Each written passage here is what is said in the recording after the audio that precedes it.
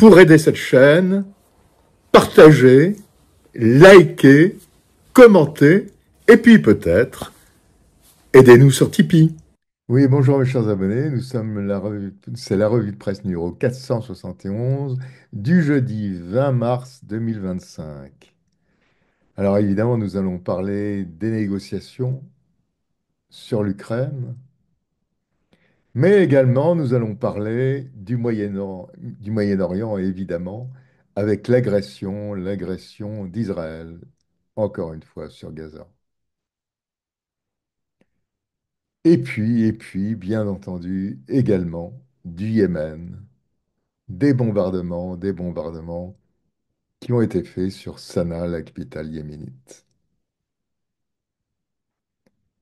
Et, et de la réponse des outils qui ont balancé un missile sur Israël. Voilà, mes chers abonnés, donc c'est la revue de presse numéro 471 du jeudi 20 mars 2025. À demain. Au revoir. Le monde s'excite inlassablement sur l'Ukraine, sur la façon dont, de mon point de vue, Trump essaye de gérer la victoire russe. Et puis on a cet élément supplémentaire qui a une sorte de sursaut de bellicisme macrono-européo, enfin je ne sais pas comment l'appeler. Et je pense que c'est avec ces visions apocalyptiques d'une Russie qui s'apprête à nous envahir, alors qu'elle n'a pas la population pour, qu'elle n'en peut plus de la guerre, etc.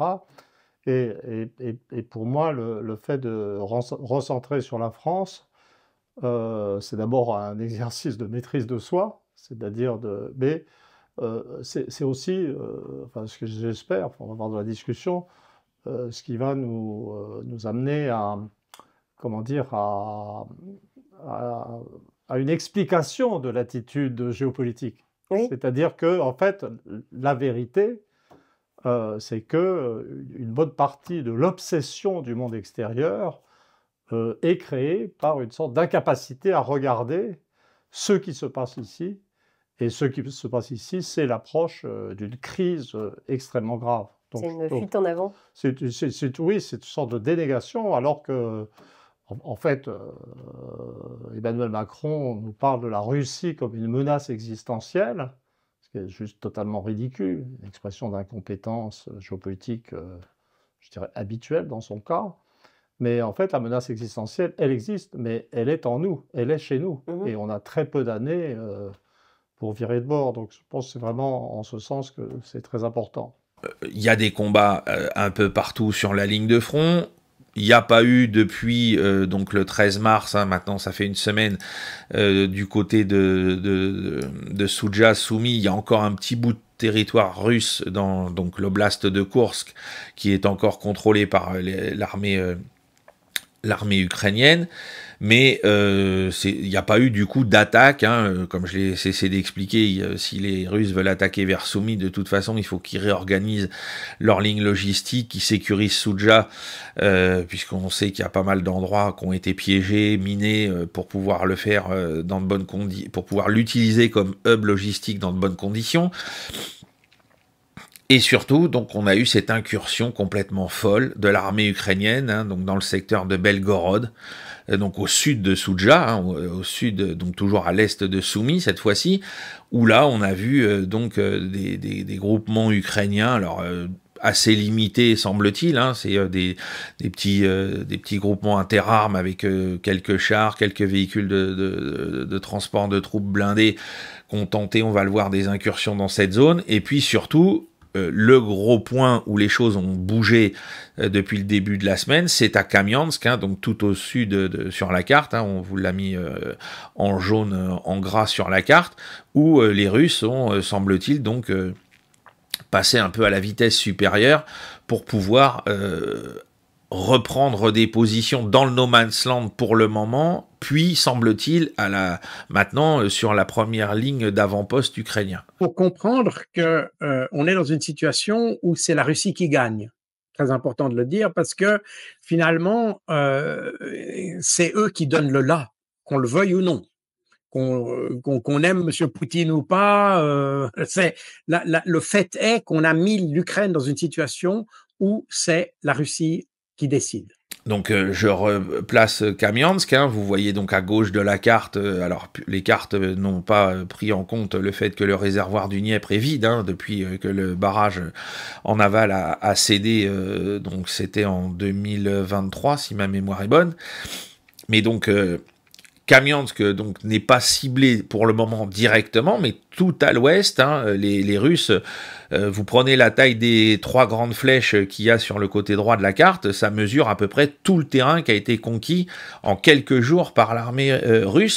L'un des enjeux de cette négociation qui a été, à mon avis, très partiellement publique, hein, parce que c'est un appel de plus de 2h30, quand vous voyez les communiqués qui sont importants et qu'on va étudier, il y a évidemment bien d'autres choses qui se sont discutées. Je pense que les annonces qui ont été faites, dont je vais vous parler, avaient pour but essentiellement de permettre à Trump de sauver la face avec l'accord de Poutine, sauver la face vis-à-vis du reste du monde, vis-à-vis des Européens, vis-à-vis de sa population intérieure et vis-à-vis de ses ennemis intérieurs, surtout, évidemment, parce qu'il est en but à tout un tas d'accusations. On l'accuse d'être une marionnette de Vladimir Poutine, de tout lui céder, comme si c'était le sujet, de céder. Ça, c'est encore une terminologie, un lexique complètement déplacé par rapport à la gravité des enjeux. De toute façon, Donald Trump, il y a une réalité, c'est qu'il n'a pas vraiment toutes les cartes en main parce que la situation militaire est ce qu'elle est, et la situation aussi géopolitique globale est ce qu'elle est. Moi, il y a 2 remarques que je souhaite faire autour de ça. La première, c'est que c'était effectivement indispensable pour Poutine d'accepter quelque chose, ne serait-ce que pour garder Trump dans son camp, ou en tout cas qu'il reste favorable à ses positions. Donc ça explique la réponse du président russe de dire j'accepte un cessez-le-feu pendant 30 jours, j'arrête de frapper les infrastructures énergétiques ukrainiennes.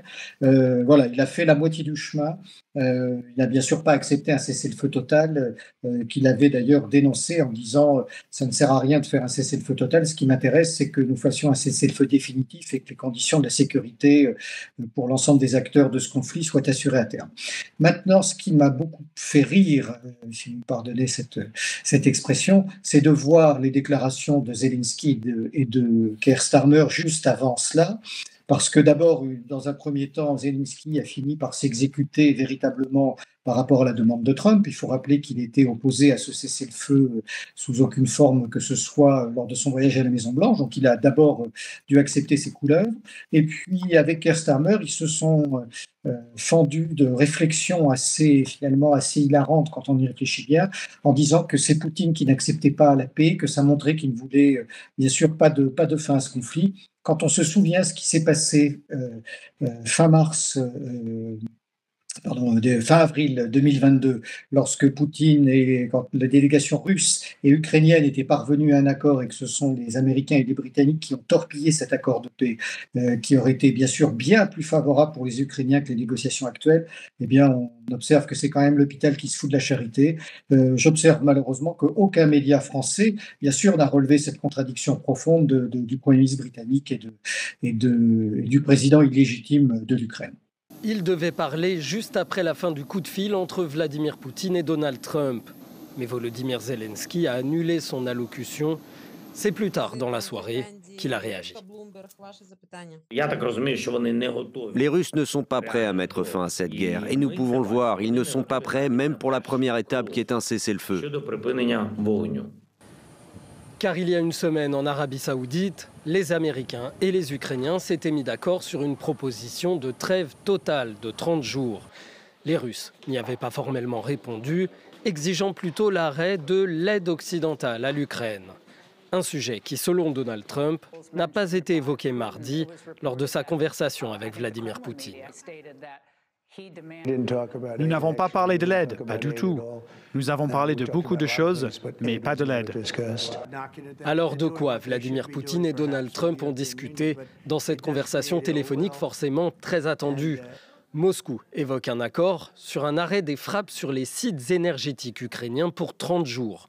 Washington, qui ne mentionne pas ces 30 jours, y ajoute un arrêt des frappes sur les infrastructures sensibles. Les deux sont d'accord par contre pour un échange de prisonniers entre Russes et Ukrainiens. Aucun mot, en revanche, sur un partage des territoires et des centrales énergétiques évoqué par Donald Trump à la veille du coup de fil.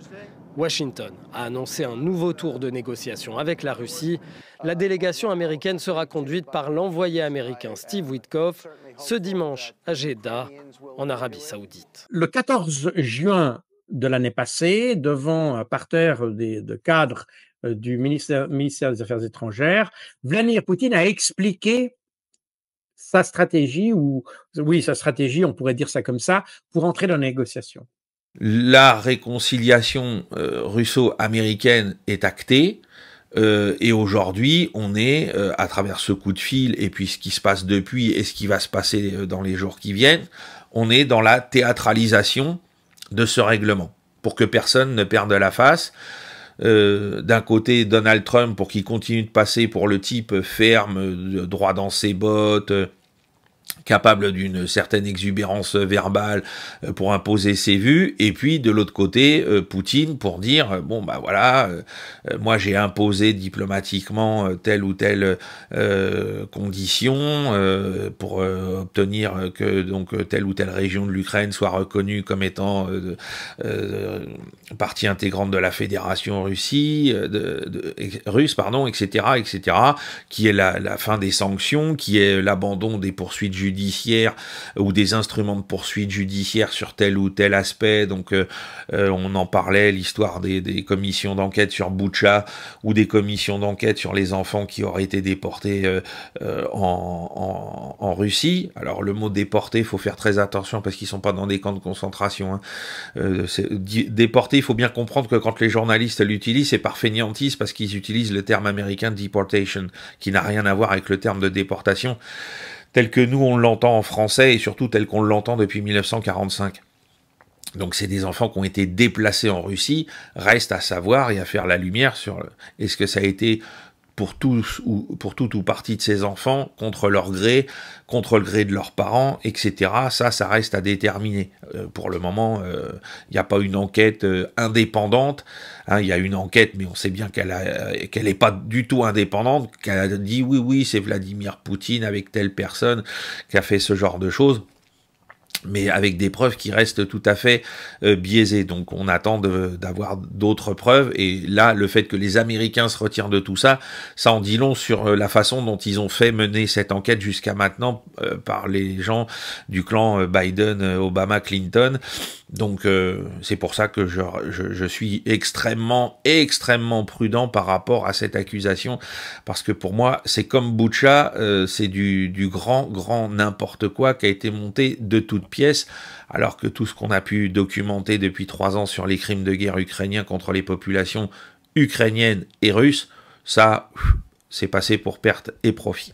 Le président ukrainien Volodymyr Zelensky a rencontré son homologue finlandais Alexander Stubb à Helsinki. Monsieur Zelensky a déclaré qu'il espérait qu'un cessez-le-feu finirait par être conclu et qu'il s'entretiendrait plus tard dans la journée avec le président des États-Unis Trump pour connaître les détails de sa conversation avec le président russe Vladimir Poutine. Le président finlandais a indiqué que la Russie devait accepter un cessez-le-feu sans condition si elle voulait la paix, et d'ajouter que l'Ukraine avait l'indéniable droit de se défendre.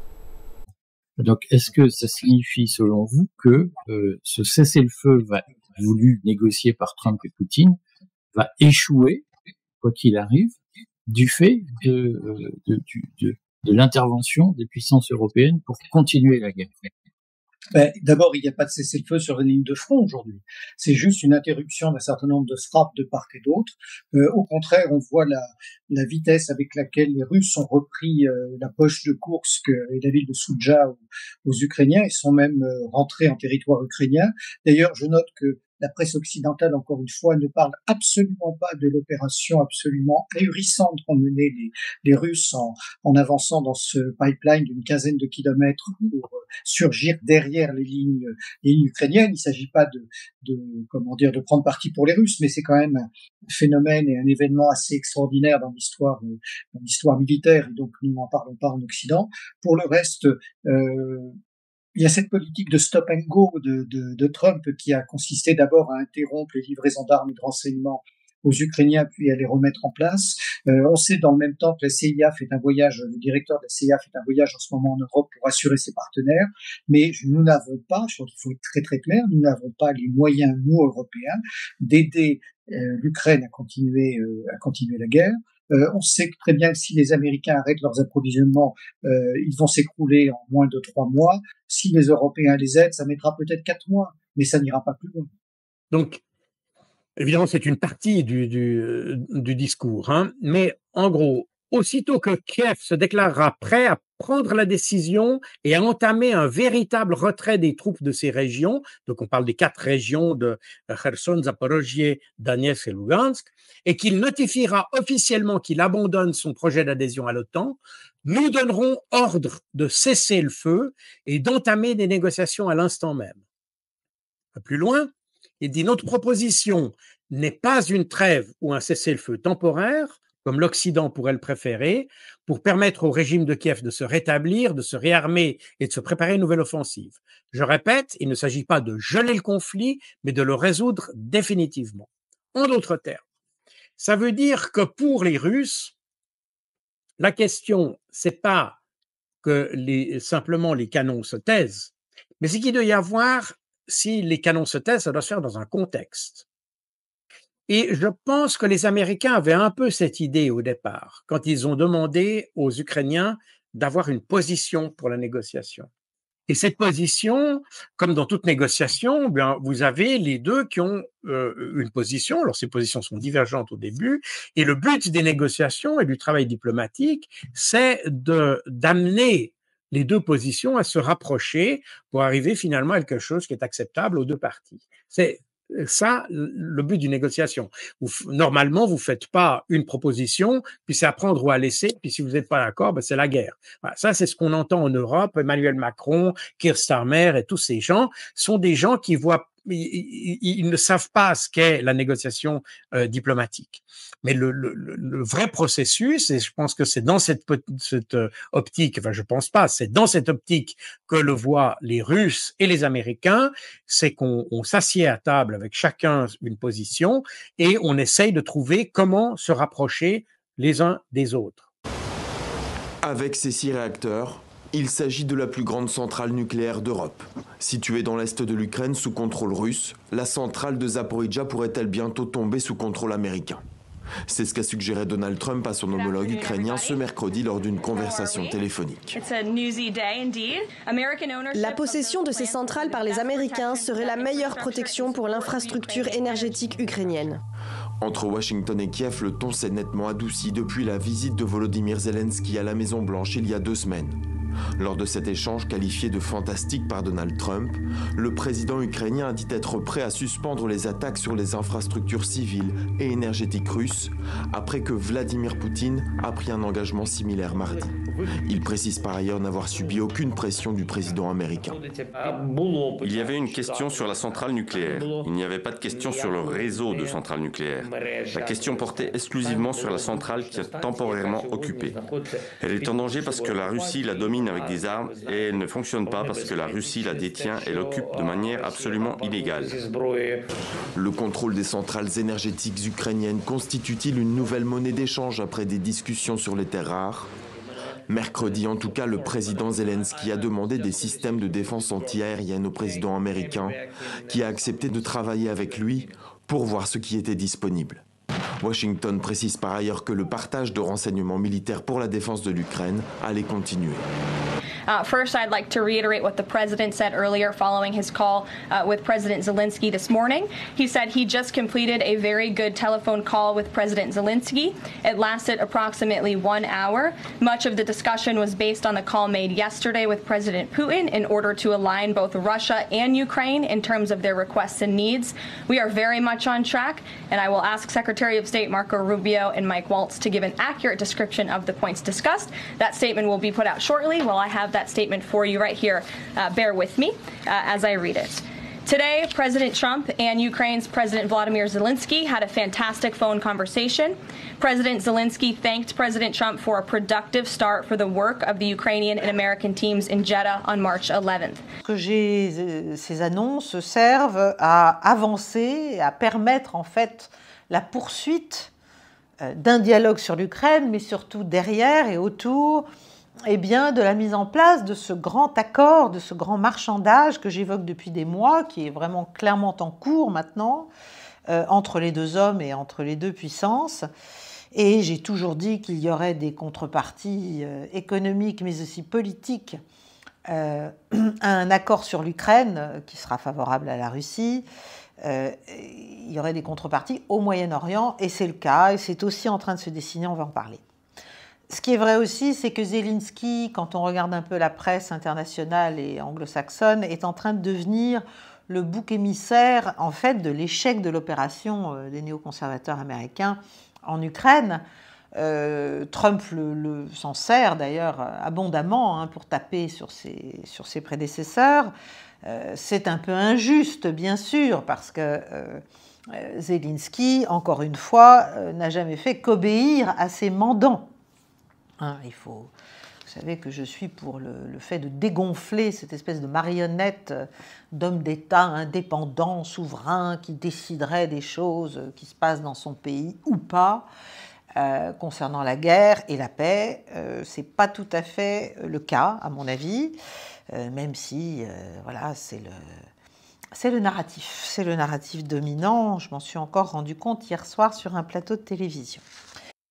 Comme l'a dit Vladimir Poutine, il y a deux choses qui sont absolument incontournables et qui sont des préconditions pour entrer dans le processus du point de vue des Russes. C'est-à-dire, c'est ce que j'ai dit tout à l'heure, mais pour résumer, l'Ukraine déclare qu'elle ne fera pas partie de l'OTAN, point 1, et 2, qu'elle accepte de céder, de libérer complètement les 4 oblasts qu'on a évoqués tout à l'heure.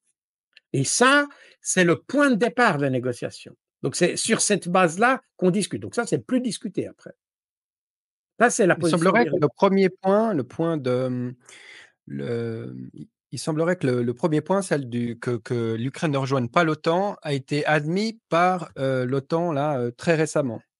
Non, mais il a été admis depuis très longtemps. En mars 2022, je pense que ça doit être le 22 mars, mais je pourrais me tromper. Volodymyr Zelensky a donné une interview à CNN où il a dit qu'il avait demandé au président américain si la Russie, l'Ukraine, il avait demandé qu'on dise clairement si l'Ukraine ferait partie de l'OTAN ou pas. Et à ce moment-là, on lui a dit l'Ukraine ne fera pas partie de l'OTAN. Mais officiellement, on dira que la porte reste ouverte. Et c'est ce que Zelensky lui-même a dit. Ça figure d'ailleurs dans mes livres, etc. Donc, si vous voulez, on a joué avec les Ukrainiens dès le départ. On a vraiment manipulé les Ukrainiens. Et là, nos journalistes, nos politiciens, ils se sont montrés absolument écœurants avec les Ukrainiens. Littéralement, on a joué avec eux. Et ça fait très longtemps, on a eu ces différents sommets de l'OTAN où on a fait un grand tapage sur le fait que oui, l'Ukraine ferait partie de l'OTAN, mais on n'a jamais dit quand. Et d'ailleurs, Zelensky a témoigné chaque fois de sa frustration parce qu'il a dit oui, vous dites chaque fois qu'on va faire partie de l'OTAN, mais vous ne donnez jamais de calendrier. Et de fait, il n'y a pas de calendrier parce que tout le monde sait que l'Ukraine ne fera pas partie de l'OTAN. Alors, ce qui est intéressant, c'est de reprendre les deux communiqués, et c'est pour ça que je l'ai fait, parce que dans la forme et dans le fond, ils se répondent, mais c'est pas mal de voir comment les uns et les autres présentent les choses. Alors, je vous le lis brièvement, parce que le communiqué américain est assez court. Aujourd'hui, le président Trump et le président Poutine ont parlé de la nécessité de la paix et d'un cessez-le-feu en Ukraine. Les deux leaders se sont entendus sur le fait que ce conflit avait absolument besoin de se terminer et d'aboutir à une paix durable. Ils ont mis l'accent sur la nécessité de renforcer les relations bilatérales entre leurs deux pays. Ils ont dit que le sang et l'argent, les moyens que à la fois l'Ukraine et la Russie avaient dépensés dans cette guerre seraient bien mieux employés pour les besoins de leur propre peuple. Bon.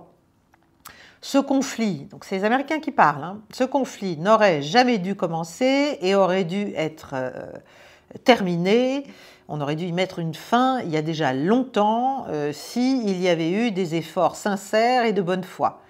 Les deux leaders s'entendent sur le fait que ce mouvement vers la paix va commencer avec un cessez-le-feu sur les infrastructures et les infrastructures énergétiques. Voilà, les infrastructures au sens large et les infrastructures énergétiques. Et il y aura aussi des négociations techniques sur la mise en place d'un cessez-le-feu maritime, donc ce n'est pas encore le cas, en mer Noire.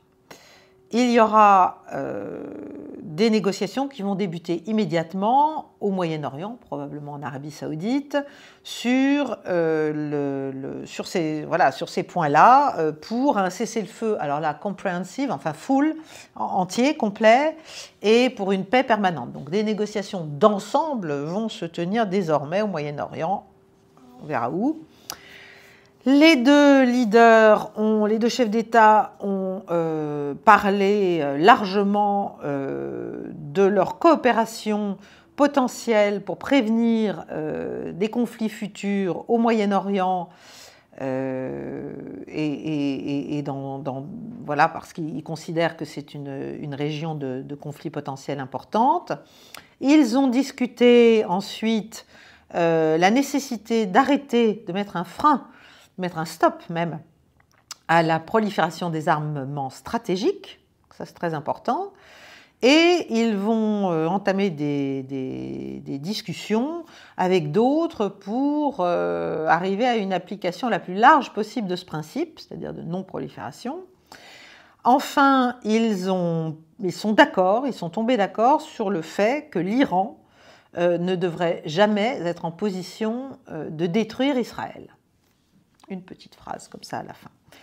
Les deux chefs d'État ont dit qu'il y avait un grand avenir, en fait, de grandes possibilités pour une relation de dialogue bilatéral de plus en plus renforcée entre leurs deux pays, et que tout cela incluait d'énormes accords économiques et une stabilité géopolitique lorsque la paix serait atteinte. Donc, quand Mark Rutte dit l'Ukraine fait partie, fera pas partie, etc., en fait, de toute façon, il ne peut dire que ce que les Américains ont décidé. Si les Américains ont décidé, et Trump a dit à plusieurs reprises, Marco Rubio l'a dit, Mike Waltz l'a dit, et J.D. Vance l'a dit également, l'Ukraine ne fera pas partie de l'OTAN. Point final. Par conséquent, Mark Rutte, il peut sauter comme un cabri, comme aurait dit le général de Gaulle, mais ça ne changera rien au prix du beurre. Et c'est pas lui il peut rien décider là-dessus, rien du tout. Pas le début du communiqué qui dirait quelque chose. Donc aujourd'hui, comme prévu, le règlement se fait au détriment de l'Ukraine, au détriment de l'Europe, en faveur de la Russie, parce que ça ne pouvait plus se passer autrement depuis les interventions de M. Boris Johnson en 2022, en mars-avril 2022. Après cette date-là, c'était trop tard. Il y a peut-être eu encore une possibilité, comme l'évoque des fois Alain Juillet, à l'été 2022. Après la dernière phase de la séquence offensive russe sur Lysychansk et Severodonetsk, mais c'est tout. Mais depuis, c'est foutu, parce qu'on a tout fait pour qu'il n'y ait plus de possibilité de négocier autrement qu'aux conditions de la Russie. Donc ça prend la forme aujourd'hui de ce ballet diplomatique, de cette mise en scène. Là, on est dans la société du spectacle à fond. Il n'y a qu'à voir cette histoire avec le cessez-le-feu sur les infrastructures ou seulement les infrastructures énergétiques. Alors la réponse de part et d'autre, elle a été claire dès la nuit de mardi à mercredi. Puis cette nuit, ils ont remis le couvert, hein, puisque les Russes ont frappé pas mal de cibles, notamment de niveau ferroviaire, pour bloquer les mouvements de troupes sur l'arrière-front ukrainien, l'arrivée des renforts, etc. Voilà, pour les Russes, ça semblerait, eux, ils le comprennent comme étant l'arrêt des frappes sur les structures énergétiques. Pour le reste, ça leur paraît tout à fait libre de frapper. Et puis les Ukrainiens, eux, continuent de frapper. Donc pour le moment, ce cessez-le-feu dont il a été question à l'issue de cette conversation, pour moi, il est nul et non avenu, d'autant que donc les contours sont pas délimités, semble-t-il, de la même manière dans la tête de l'un et de l'autre. Hein. Mais je pense que tout ça, c'est pareil, c'est fait exprès pour entretenir le flou, les discussions, alors que le fond, lui, il est acté depuis longtemps. Que on voit bien qu'un des points les plus importants de cet échange, c'est cette histoire de fin des sanctions américaines contre la Russie, qu'on parle déjà de réinstallation d'entreprises américaines en Russie. Alors, on sait bien qu'elles sont pas réinstallées, elles y sont déjà, et elles y sont restées. C'est juste de redire au public, oui, ça y est, c'est bon, ils rouvrent sous l'enseigne commerciale qu'on connaît, nous, en Occident, mais en fait, ils n'ont jamais cessé leurs activités. Hein, on n'a pas cessé d'en parler, il n'y a que nous, couillons d'Européens, qui l'avons fait.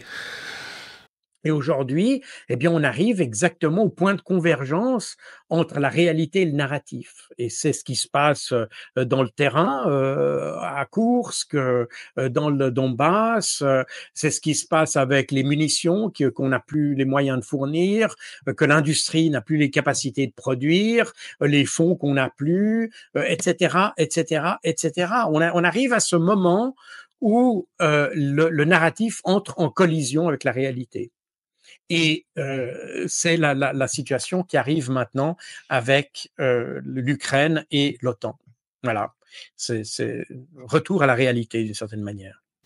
Bon, donc là, que fait Trump ? Il rassure les Américains, clairement. Il leur parle de paix, de business et de la sécurité d'Israël. Donc c'est le trio de choc. Côté russe, le communiqué est beaucoup plus détaillé.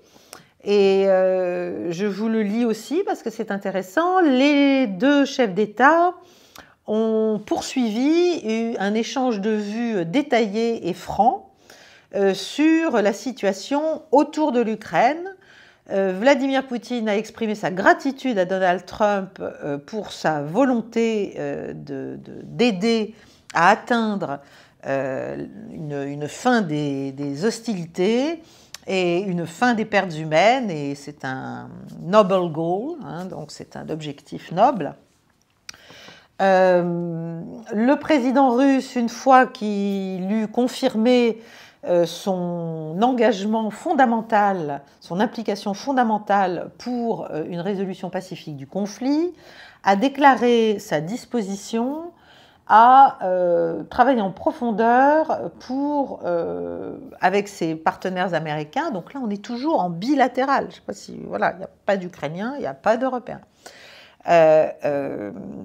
Donc il est prêt à continuer à discuter sur toutes les possibilités, toutes les façons possibles d'arriver à ce règlement du conflit. Mais ça doit être global, durable, et de long terme.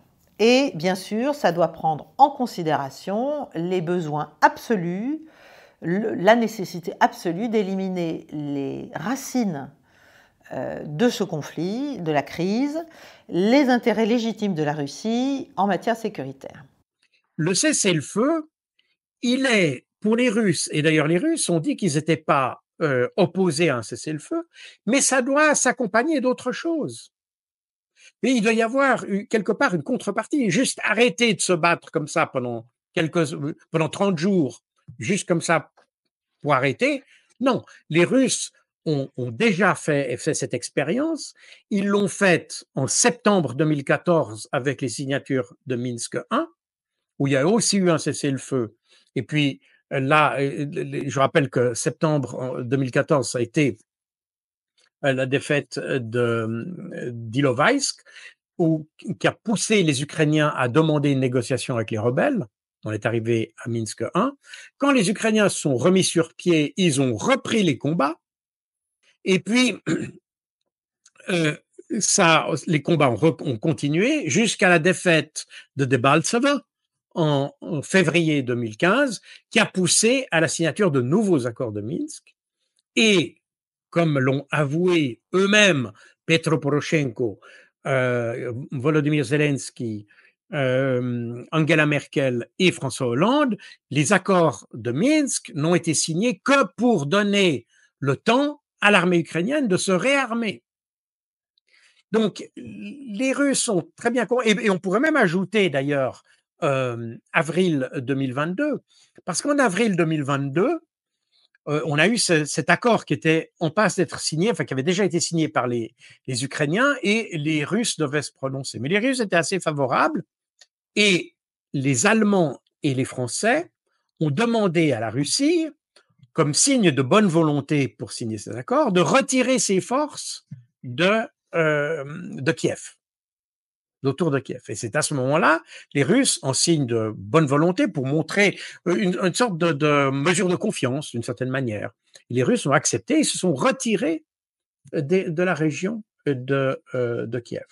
Eh bien, à peine il s'était retiré que Boris Johnson est arrivé, il a demandé à Zelensky de retirer sa proposition et les combats ont recommencé. Par conséquent, les Russes sont habitués à ces situations où on leur demande d'arrêter le combat parce que ça va mal pour l'autre, et puis ils le font de bonne grâce, et puis à peine les autres sont remis sur pied que tout recommence, et puis on fait comme si rien ne s'était passé. Donc les Russes se sont fait avoir à plusieurs reprises, et maintenant, c'est niette. Dans le contexte de l'initiative américaine, donc du round d'avant, avec Zelensky, ce qui s'était passé après la rencontre Trump-Zelensky, de mettre en place un cessez-le-feu de 30 jours, la partie russe a souligné un certain nombre de points importants, notamment concernant la vérification, si vous voulez, le contrôle d'un cessez-le-feu possible tout le long de la ligne de contact, qui est très très longue, la nécessité que l'Ukraine stoppe sa mobilisation, stoppe le réarmement de ses forces, donc qu'il soit stoppé par ceux qui lui fournissent tout ça. Ils ont aussi souligné, la partie russe a aussi souligné l'incapacité de négocier du régime de Kiev et les risques associés. Alors ça renvoie à la fois à l'illégalité du statut du président Zelensky lui-même et probablement peut-être sa mauvaise volonté. Donc ils rappellent, les Russes, que ils ont à de multiples reprises saboté, violé tous les accords qui avaient pu être conclus dans le temps. Et puis, il rappelle aussi les attentats terroristes, c'est-à-dire les crimes sur des civils barbaric terrorist crimes, commis par des militants ukrainiens contre la population civile de la région de Koursk, en Russie. Par conséquent, c'est exactement ce que Vladimir Poutine a dit. Il a dit le cessez-le-feu peut être accepté, mais avec un certain nombre de nuances. Il a employé ce terme-là pour dire que si vous voulez arrêter, vous devez d'abord contre quoi ? Quelle est la contrepartie de ça ? Parce que c'est nous qui avançons, c'est nous qui avons la maîtrise du terrain. Par conséquent, si on s'arrête, qu'est-ce que vous donnez en échange d'une certaine manière ? Et ça, évidemment, il n'y a rien en échange de la part des Ukrainiens. C'est arrêter pour arrêter. Donc, c'est un cadeau aux Ukrainiens. Et puis, d'ailleurs, si on regarde le communiqué qui a été produit par les Américains et les Ukrainiens, je vous cite ici un des paragraphes, il dit « Les États-Unis feront savoir à la Russie que la réciprocité russe est la clé de la paix.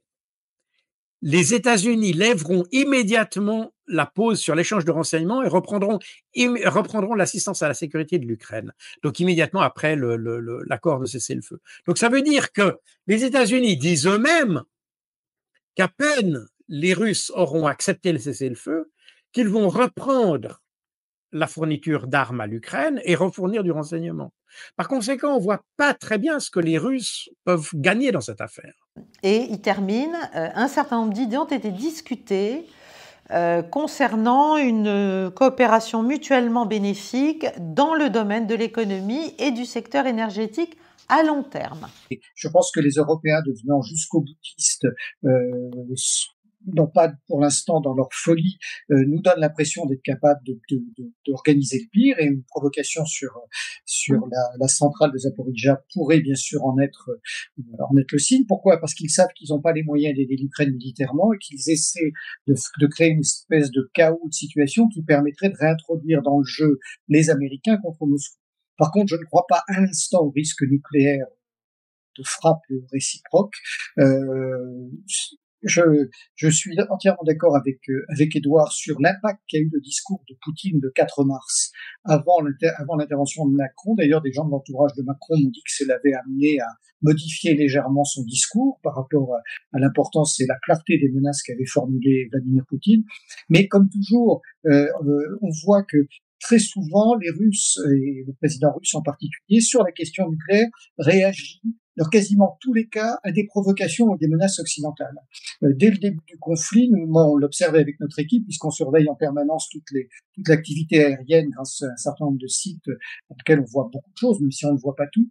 Et à chaque fois que le président russe avait soi-disant menacé l'Occident d'une frappe nucléaire, il s'était passé dans les 24 heures précédentes des vols de B-52 partis de Grande-Bretagne qui venaient jusqu'aux frontières de la Russie ou de la Biélorussie, faire demi-tour et qui repartaient. Donc, c'était pour réagir à cette provocation, même si les médias occidentaux disaient à chaque fois Poutine brandit la menace nucléaire. Donc, ce qui est dangereux, à mon sens, c'est cette véritable fuite en avant, avec bien sûr les Britanniques à la manœuvre pour des intérêts économiques, puisque ça a été le plus gros investisseur occidental dans cette guerre, plus de 14 milliards de dollars, qu'ils auraient aussi signé un accord d'exploitation des terres rares avec Zelensky et bien évidemment voir Trump reprendre la main, et ce qui leur permettra probablement pas de se rembourser de leurs dépenses au profit de l'Ukraine les inquiète beaucoup. Et puis le deuxième acteur, c'est notre président et ses déclarations totalement inconsidérées, contradictoires et souvent contredites par ses alliés mêmes, qui lui est là pour des questions de politique intérieure. Mais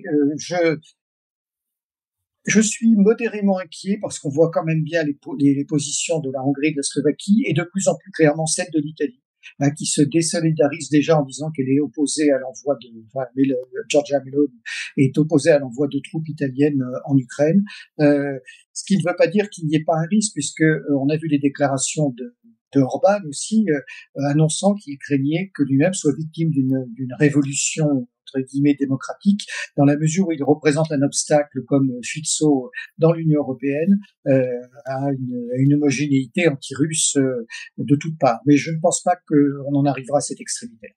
Poutine a fait donc un certain nombre de gestes vers Trump, notamment les blessés très graves des forces armées ukrainiennes. Ça lui permet de sauver la face, de montrer que tout avance, etc.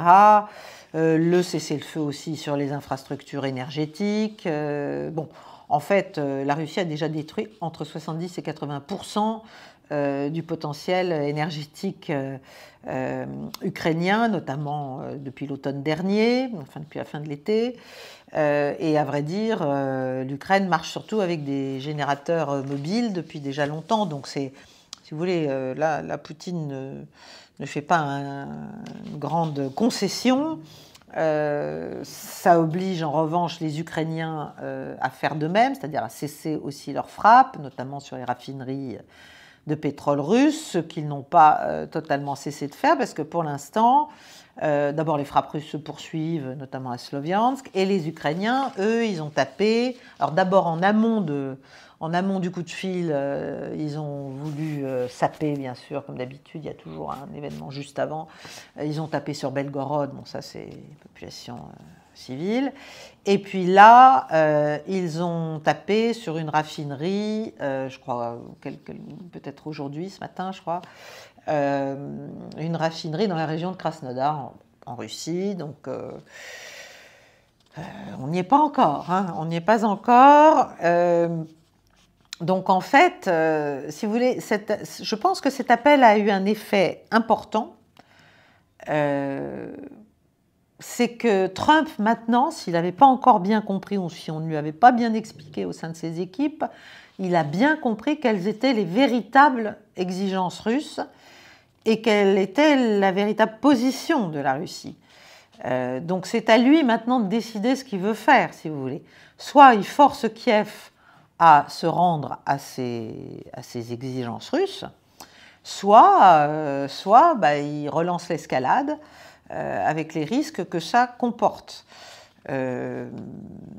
Les Russes, de leur côté, ils se répètent. Ils répètent ce qu'ils ont dit dans les documents du 17 décembre 2021, ils répètent ce qu'ils ont dit dans l'accord d'avril 22 à Istanbul, qui a été blackboulé par Boris Johnson. Ils répètent ce qu'ils ont dit aussi en juin 24, et puis même à plusieurs reprises pendant l'année.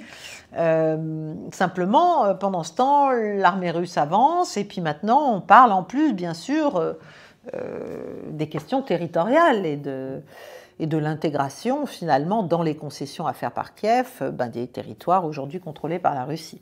Le président américain Donald Trump rédige un décret visant à imposer des frais massifs sur les visites de navires liés à la Chine dans les ports américains dans le cadre d'un plan visant à relancer la construction navale américaine. Il utilisera le finance d'une proposition du représentant américain au COMEX pour imposer des amendes allant jusqu'à 1,5 million de dollars aux navires fabriqués en Chine ou aux navires appartenant à des flottes comprenant des navires fabriqués en Chine. Ce plan a fait gonfler les stocks de charbon américains et a alimenté l'incertitude sur un marché agricole en difficulté alors que les exportateurs s'efforcent de trouver des navires pour expédier leurs marchandises à l'étranger. Une lettre du négociant en charbon Exco, basé en Pennsylvanie, indique que l'adoption et la mise en œuvre de ces taxes pourraient mettre un terme aux exportations de charbon américain dans les 60 jours.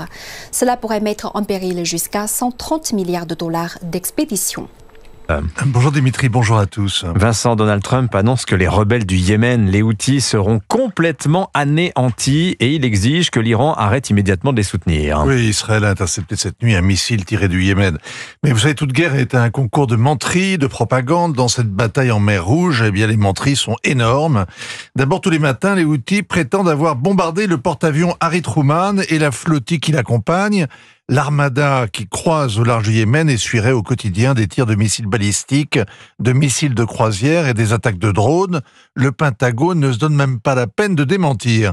La rébellion chiite clame ainsi, même pas mal, après les bombardements américains contre ses dirigeants. Elle vise Israël, elle défie l'Occident, elle nargue Donald Trump. C'est une véritable armée, aguerrie par 10 ans de combat, une armée qui part à tous les ans avec ses hélicos, ses blindés, son artillerie. C'est pas le 14 juillet, mais c'est davantage que les armées de soldats de plomb de la plupart des pays européens.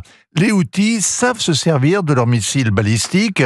Il y a quelques années, ils ont dévasté des installations pétrolières majeures en Arabie Saoudite. Et depuis d'ailleurs, le royaume se tient à distance du guêpier yéménite. C'est Donald Trump qui a pris la relève, donc. Alors, l'Iran, dans cette affaire, racontait lui aussi des fariboles. Personne n'imagine que les Houthis, dans leur montagne, aient mis au point tout seul un arsenal balistique. Dès l'origine, la milice a été équipée, encadrée, formée et informée par les gardiens de la Révolution. Ils en ont fait le 3e maillon de l'axe de la résistance, comme ils disent, avec le Hamas et le Hezbollah.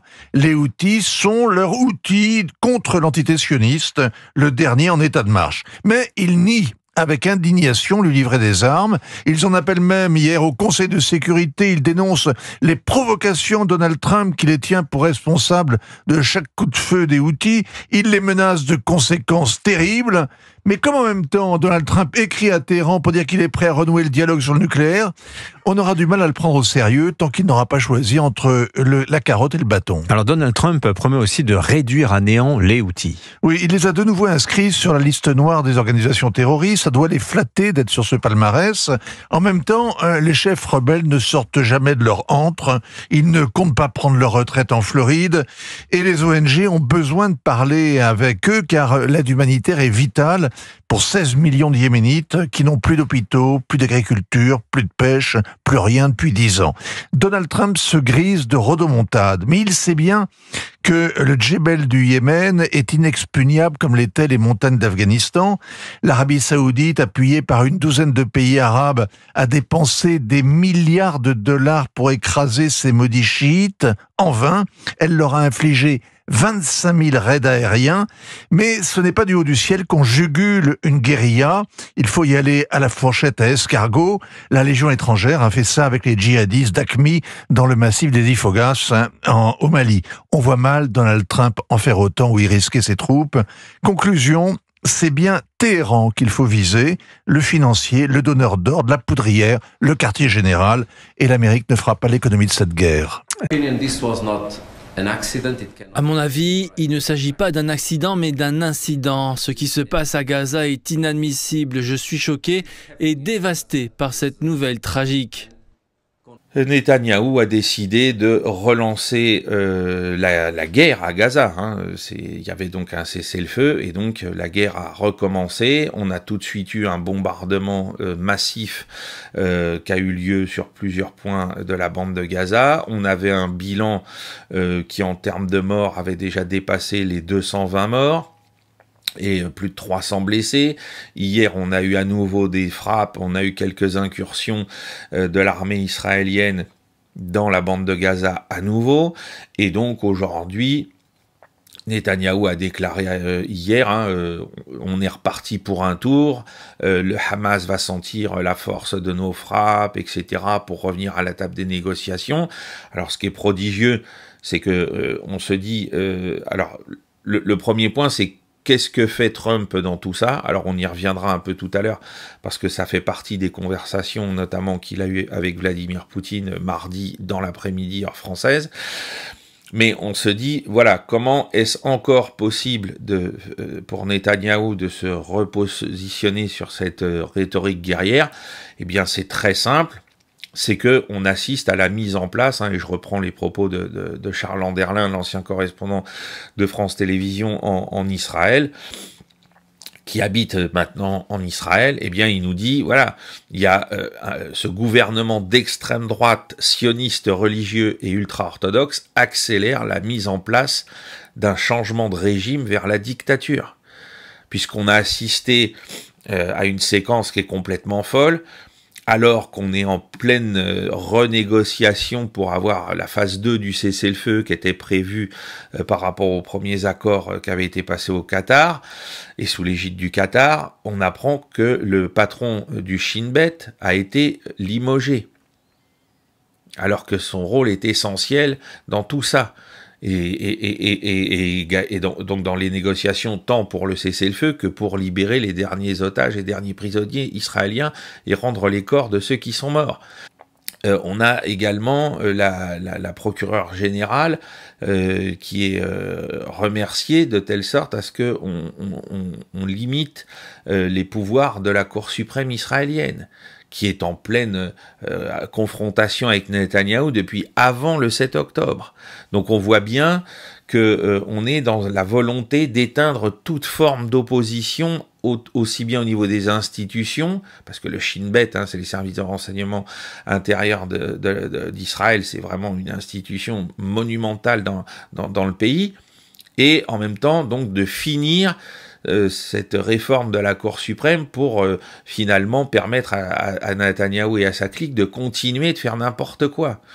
Les frappes aériennes israéliennes et les restrictions permanentes à l'entrée de l'aide ont entraîné une pénurie généralisée de nourriture et de fournitures médicales essentielles à Gaza. Avec l'effondrement du cessez-le-feu et la nouvelle escalade des frappes aériennes israéliennes, les Palestiniens de Gaza se sont empressés d'acheter et de stocker des produits de première nécessité. Je suis allée au marché pour acheter de la nourriture pour mes enfants, mais les prix des quelques articles restants sont extrêmement élevés et hors de notre portée. Notre situation est extrêmement difficile. Nous espérons qu'ils trouveront une solution pour au moins nous apporter des vivres, car nous ne sommes que des civils sans défense. Nous avons peur de la famine et de son impact sur nos enfants et les malades. Je ne sais pas comment je vais faire pour leur trouver de la nourriture car nous n'avons pas d'argent. Mes fils sont tous au chômage et nous n'arrivons pas à gérer nos affaires. L'année dernière, les marchés de la bande de Gaza ont subi des pertes dévastatrices en raison de la guerre, qui a entraîné la fermeture de la plupart des magasins et de graves pénuries de produits alimentaires de base. Les gens se sont levés tôt pour chercher de la nourriture. Lorsque nous avons ouvert notre magasin à 6 heures du matin, les gens attendaient déjà avant même que nous n'arrivions. Ils ont très peur à cause de la situation instable et de la montée en flèche des prix. Le sous-secrétaire général de l'ONU aux affaires humanitaires avertit mardi que la crise de l'aide à Gaza s'aggravait, alors qu'Israël a repris ses frappes aériennes à travers le territoire et continue de bloquer les approvisionnements vitaux. Alors que les attaques israéliennes sur Gaza s'intensifient et que les travailleurs humanitaires sont incapables de faire leur travail, les civils palestiniens sont confrontés à des conditions catastrophiques, forcés de faire face à la faim et aux déplacements répétés sous les bombardements israéliens incessants. Alors, on sait bien que les États-Unis ont dû donner leur feu vert, puisque comme je disais mardi matin, il y a eu des échanges entre Tel Aviv et Washington sur ces questions. Maintenant, quelle va être au final la réaction américaine?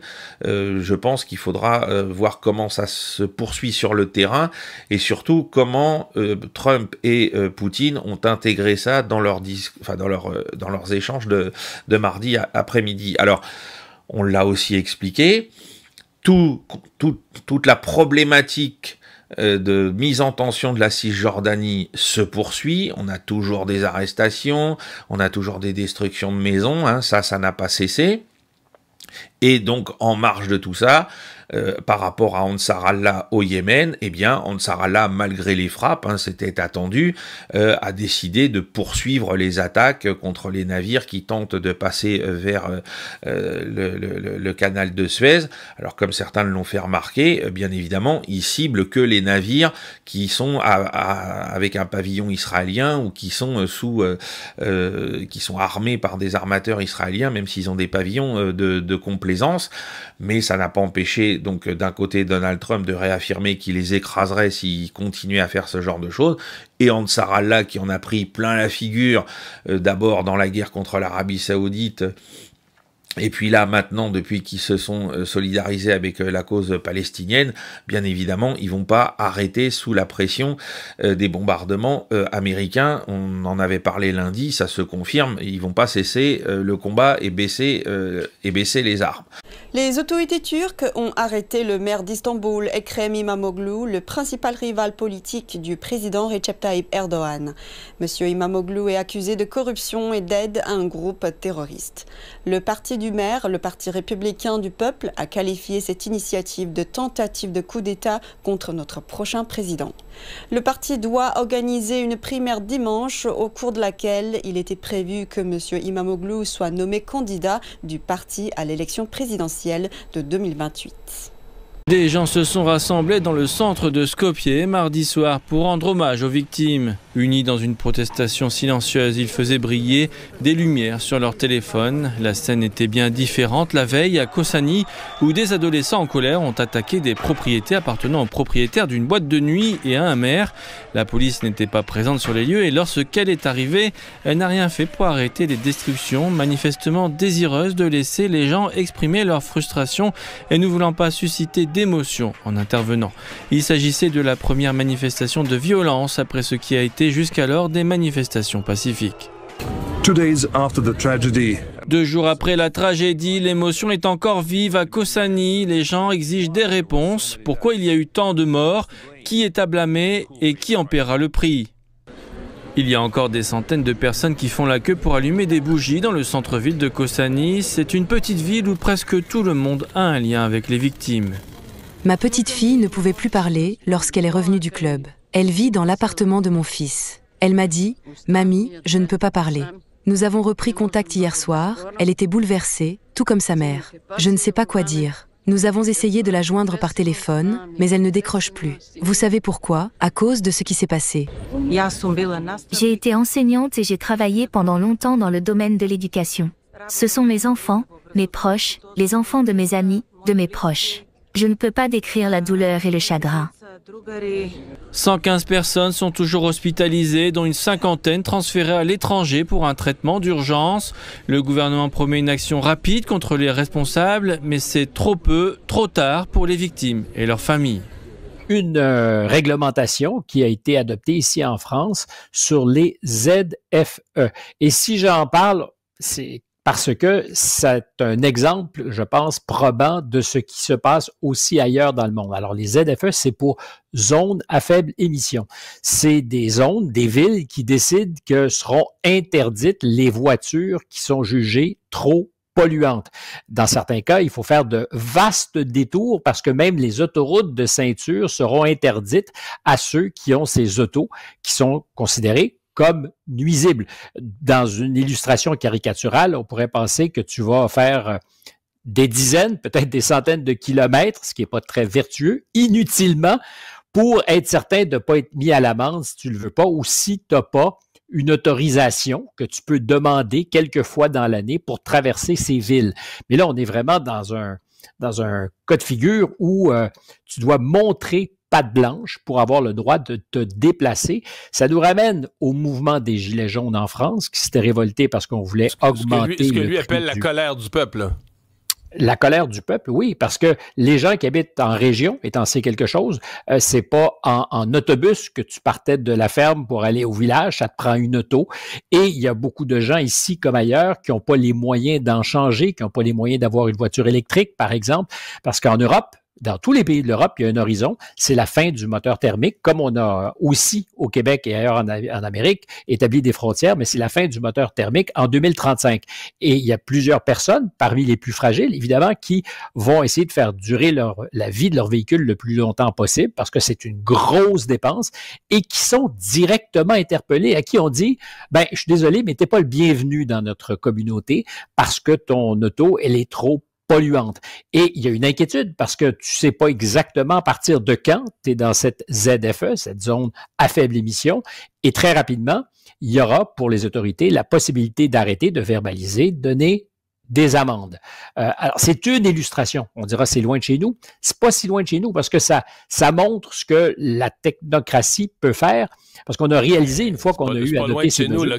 Les dirigeants européens se réunissent à Bruxelles avec pour priorité le renforcement de ses capacités de défense et la résolution du conflit en Ukraine.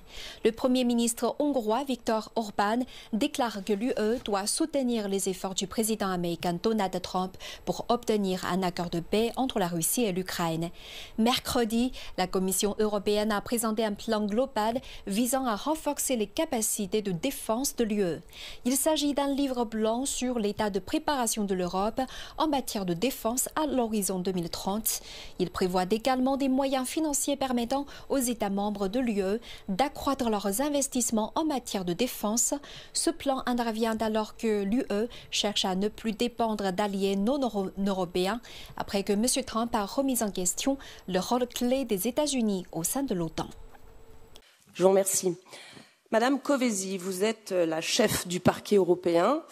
Vous êtes donc la gardienne de nos intérêts financiers de l'Union européenne. Vous êtes aussi roumaine et on sait aujourd'hui que la Roumanie est très réactive quand elle a des suspicions d'utilisation abusive de TikTok. Pourquoi j'en viens à ce cas? Parce que l'année dernière, dans votre présentation, vous nous avez parlé du Pfizergate. Je vous avais interrogé à ce sujet et vous avez dit que c'était un dossier complexe et qu'effectivement, vous l'étudiez, mais à ce jour, nous n'avons pas de résultats. Un autre scandale est venu entacher le début de l'année et c'est la commission Compte avec deux autres collègues qui ont soulevé ce problème. Vous savez, c'est les fameuses ONG vertes qui ont été utilisées par la commission pour faire accepter l'inacceptable autour du pacte vert. Mes collègues, Madame Hohlmeier, avaient déclaré que la commission faisait pression elle-même en prétendant que ce sont des actions de lobbyistes indépendants, M. Gotting a publiquement indiqué que ces contrats étaient un système de lobbying fantôme qui sape la confiance dans nos institutions, donc des faits graves relatés par mes collègues, repris par plusieurs journaux. Et donc, notre délégation vous a envoyé un courrier et il est resté lettre morte. Et donc, on se pose la question, finalement, s'il n'y a pas un double standard où vous enquêtez à l'autre bout de l'Union européenne, alors que la criminalité organisée, il y a juste à traverser la rue. Est-ce que vous avez des pressions par la Commission qui vous empêchent d'enquêter? Est-ce qu'il y a effectivement, dans vos dossiers, plus d'enquêtes à mener que d'autres, parce qu'effectivement, avec peut-être ces pressions de la Commission, et comme vous l'avez dit, tous ces scandales entachent la confiance de nos citoyens.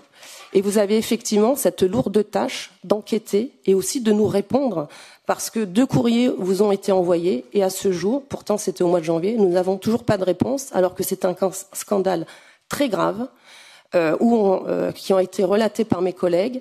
Et aujourd'hui, c'est la commission compte, comme je fais partie de cette commission, qui a en charge de suivre ce dossier. Et au regard de ces éléments, je suis un peu, et ma délégation, un peu étonnée que, à ce jour, c'est resté lettre morte. Je vous remercie.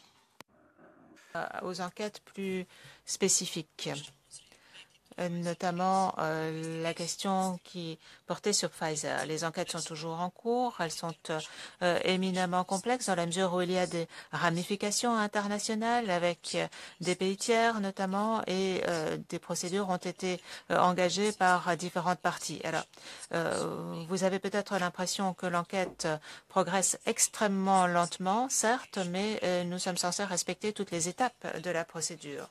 Élément nouveau, je peux vous dire que nous avons entendu beaucoup de témoins, y compris des fonctionnaires de l'Union qui ont participé sur le plan administratif au processus de négociation. Nous avons déjà analysé de nombreux documents, mais d'autres doivent encore être analysés avec l'assistance de la police belge.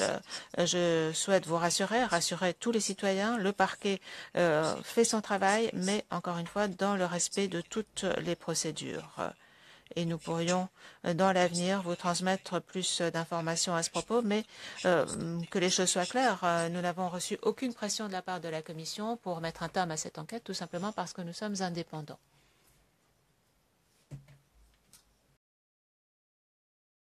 Bonjour Dimitri, bonjour à tous. Alors, depuis que François Bayrou a répondu qu'il n'était pas question de revenir à la retraite à 62 ans, les syndicats claquent l'un après l'autre la porte du fameux conclave. Pensez-vous, Alexis, que le Premier ministre a commis une erreur? Tactiquement, il aurait sans aucun doute mieux fait de ne pas le dire, puisque de toute façon, il avait déjà rectifié le cap du conclave en précisant que les partenaires sociaux devaient rétablir l'équilibre financier de retraite à l'horizon 2030, il n'était pas obligé de préciser explicitement ce qui, en vérité, est une évidence. C'est d'ailleurs tout le paradoxe. On reproche, pas toujours à tort, à François Bayrou son art consommé de l'enfumage. Mais là, il a été trop clair. Car sur le fond, il a raison. Ce serait criminel de revenir aujourd'hui, 2 ans après, sur la réforme Borne, difficilement adoptée, au 49.3, on s'en souvient, notoirement insuffisante, les déficits sont toujours là, mais enfin, qui a le mérite d'exister. On ne va pas supprimer maintenant le peu qui a été fait. On nous parle tous les jours de réarmement, fort bien. Mais ce réarmement, il va falloir le financer. Où allons-nous trouver l'argent? La dette?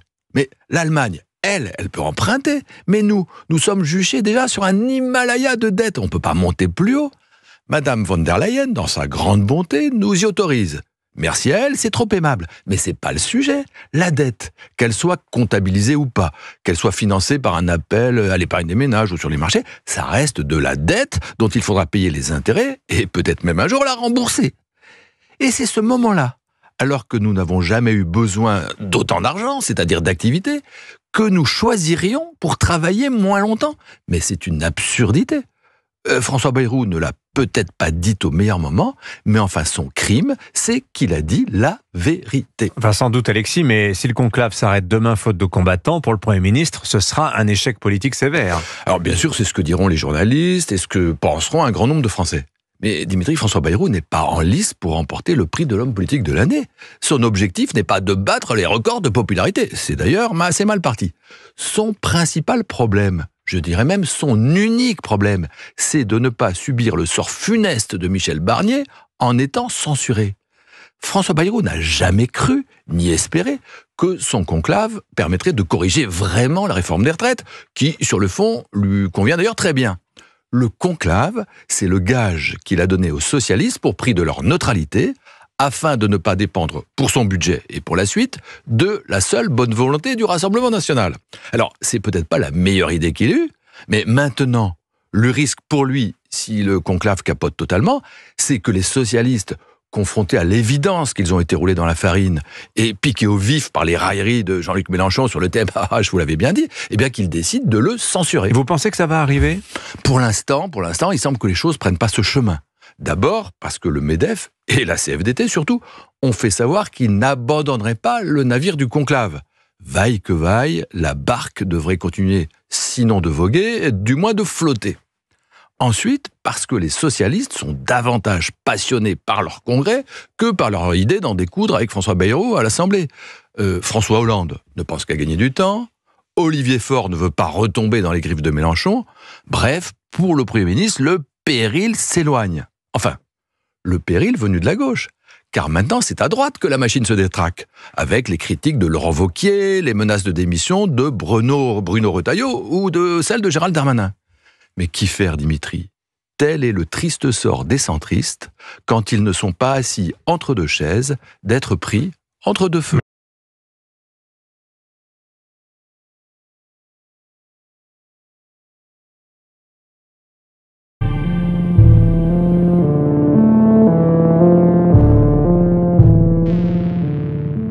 Alors, pour aider cette chaîne, partagez, likez, commentez, et puis peut-être, aidez-nous sur Tipeee.